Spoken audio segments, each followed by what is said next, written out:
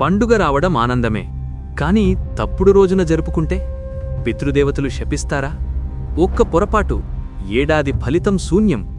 చేతిలో పంచాంగముంది, కాని మనస్సులో ప్రశాంతత లేదు. ఎందుకీ గందరగోళం? 2 తేదీలు, 2 వాదనలు, 14 15 సమాజం 2గా చీలిపోయింది. అసలు సూర్యుడేమంటున్నాడు? శాస్త్రం ఎటువైపు మొగ్గుతోంది? నిజం తెలియకముందే పండుగ జరిపేస్తారా? కొంచెం ఆగండి. తొందరపాటు నిర్ణయం అరిష్టానికి దారితీయొచ్చు. ఆలోచించండి. సూర్యుడు గతి మారుతున్నాడు, మరి మీ గతేంటి? మన సనాతన ధర్మం కేవలం నమ్మకం కాదు, అదొక విజ్ఞానం, అదొక లెక్క. గ్రహాల నడకను బట్టి మన బతుకు నడక మారుతుంది. మరి ఆ గ్రహమే గతి తప్పుతోందని మనం భ్రమపడుతున్నామా, లేక లెక్కల్లో లోపముండా? ప్రతి ఇంటి పెద్దకు ఇప్పుడు ఒకటే భయం: పెద్దల పండుగ సరిగ్గా చెయ్యలేకపోతే వంశానికి నష్టమా? ఈ భయం మంచిదే. ధర్మం పట్ల భయం ఉండాలి, కాని ఆ భయం అజ్ఞానం వల్ల రాకూడదు. అసలు సంక్రాంతి అంటే ఏమిటి? పిండి వంటలు కాదు, కొత్త బట్టలు అంతకన్నా కాదు. అదొక మార్పు. చీకటి నుంచి వెలుగువైపు ప్రయాణం.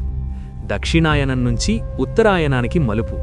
ఆ మలుపు తిరిగే ఖచ్చితమైన సమయం మనక్కావాలి. కొందరు పండితులు 15వ తేదీ అంటున్నారు. వారి వాదనలోనూ అర్థం ఉండవచ్చు. కాని దృక్సిద్ధాంతం ఏం చెబుతోంది? గణితం ఏం నిరూపిస్తోంది? కళ్లకు కనిపించే సూర్యుడిని నమ్ముదామా, రాసిపెట్టిన అక్షరాలను నమ్ముదామా? సందిగ్ధం వద్దు. 2026 జనవరి 14వ తేదీ. సమయం మధ్యాహ్నం, సుమారు 3 గంటల ప్రాంతం. సూర్యభగవానుడు మకర రాశిలోకి అడుగుపెడుతున్నాడు. ఇది ఖచ్చితమైన లెక్క. ఇది తిరుగులేని నిజం. ఇప్పుడు మీకో ప్రశ్న.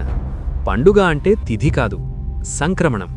సూర్యుడు పట్టపగలు అందరూ చూస్తుండగా రాశి మారుతుంటే మనం పండుగను మరుసటి రోజుకు ఎందుకు వాయిదా వేయాలి? అన్నం ఉడికినప్పుడే కదా తినాలి. మరుసటి రోజు తింటే అది చద్దన్నమవుతుంది కదా. పూజ కూడా అంతే. ధర్మసింధు స్పష్టంగా చెప్పింది, నిర్ణయ సింధువు ఘోషిస్తోంది. సూర్యాస్తమయానికి ముందే సంక్రమణం జరిగితే ఆ రోజే పండుగ. మధ్యాహ్నం 3 గంటలంటే ఇంకా పగలు మిగిలే ఉంది. పుణ్యకాలం అప్పుడే మొదలవుతుంది. అలాంటప్పుడు రేపటి వరకు ఆగడం శాస్త్రవిరుద్ధం. మీ మనసులో ఇంకా ఏదో మూల సందేహముండొచ్చు. అందరూ 15 అంటున్నారు కదా అని. గుర్తుంచుకోండి, ధర్మం ఎప్పుడూ మెజారిటీని బట్టి ఉండదు. సత్యం ఒక్కటే ఉంటుంది. ఆ సత్యం జనవరి 14. ఆ రోజే పెద్దలకు తర్పణాలు వదలాలి. ఆ రోజే సూర్యుడికి నమస్కరించాలి. ఆ రోజే గోమాతను పూజించాలి? కాదు, గోపూజకు వేరే సమయముంది. ముందుగా పండుగ వరసను సరిచేసుకోండి. మీ డైరీలో ఈ తేదీలను లిఖించుకోండి. జనవరి 13 భోగి. చలిని తరిమేయండి. పాత ఆలోచనలను ఆ మంటల్లో వేసేయండి.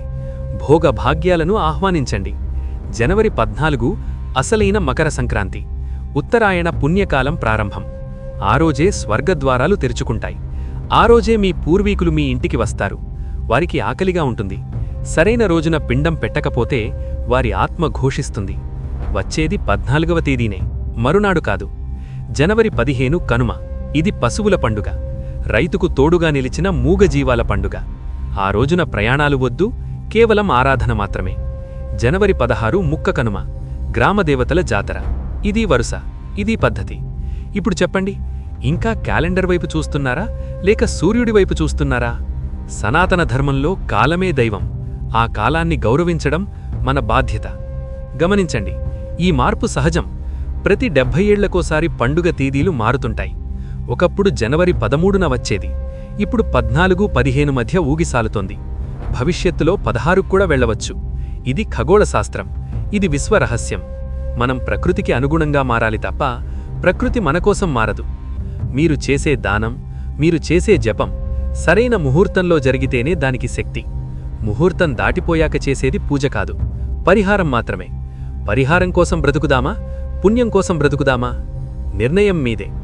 జనవరి 14 మధ్యాహ్నం ఆకాశం వైపు చూడండి. సూర్యుడి తేజస్సు మారుతుంది.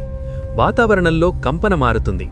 ఆ మార్పును గమనించలేనివాడు గుడ్డివాడితో సమానం. మన పెద్దలు అమాయకులు కాదు. వారు ఆకాశాన్ని చదివారు, నక్షత్రాలను లెక్కించారు. ఆ విజ్ఞానాన్ని మనం కాపాడుకోవాలి. పొరుగువాడు ఎప్పుడు జరుపుకుంటే మనకెందుకు? మన ధర్మం మనకు ముఖ్యం.